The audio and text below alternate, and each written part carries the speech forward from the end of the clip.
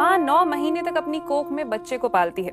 एक छोटे से अंश से पूरे इंसान के रूप में विकास होना अपने आप में एक करिश्मा है। इस दौरान शरीर के सब अंग बनते हैं, दिमाग का विकास होता है और लिंग भी निर्धारित होता है। कुदरत का फॉर्मूला एकदम फूल प्रूफ है। भ्रूण का विकास लड़के के रूप में होगा या लड़की के, इसमें कोई छेड़छाड़ नहीं कर सकता। जब बाकी पूरा शरीर एक जैसा है तो फिर लिंग अलग अलग कैसे?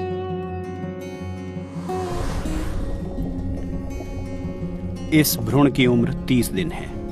आकार महज 6 मिलीमीटर। रीढ़ की हड्डी को पहचाना जा सकता है। हाथ और पैर भी बनने लगे हैं। इस वक्त भ्रूण की संरचना ऐसी है कि इसका विकास नर के रूप में भी हो सकता है और मादा भी।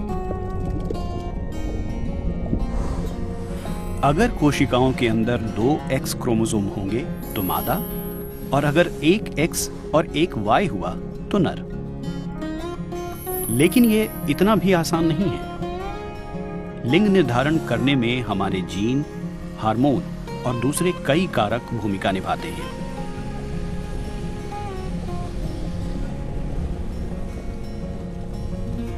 छठे या 7वें हफ्ते तक भ्रूण की लंबाई 1 सेंटीमीटर तक पहुंच जाती है। भ्रूण का नर के रूप में विकास तब शुरू होता है जब टेस्टिस यानी वीर्य कोश का निर्माण होता है।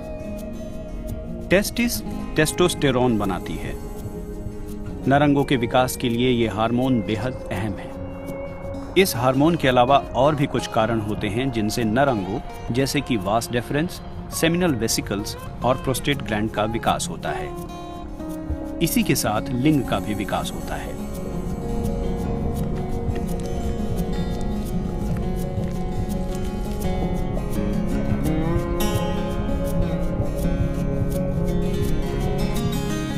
इसी तरह भ्रूण मादा का रूप तब लेता है जब ओवरीज यानी अंडाशय का विकास होता है। यहां से एस्ट्राडियोल नाम के हार्मोन का रिसाव होता है। लड़कों के शारीरिक विकास में जो भूमिका टेस्टोस्टेरोन की होती है, लड़कियों में वही भूमिका एस्ट्राडियोल निभाता है। इसी हार्मोन के चलते फैलोपियन ट्यूब, गर्भाशय और योनि का विकास होता है। साथ ही क्लिटोरिस, लेविया और यूरेथ्रा का भी निर्माण होता है। लड़के और लड़की के भ्रूण की तुलना से पता चलता है कि शुरुआत में दोनों की अंदरूनी रचना एक जैसी ही होती है।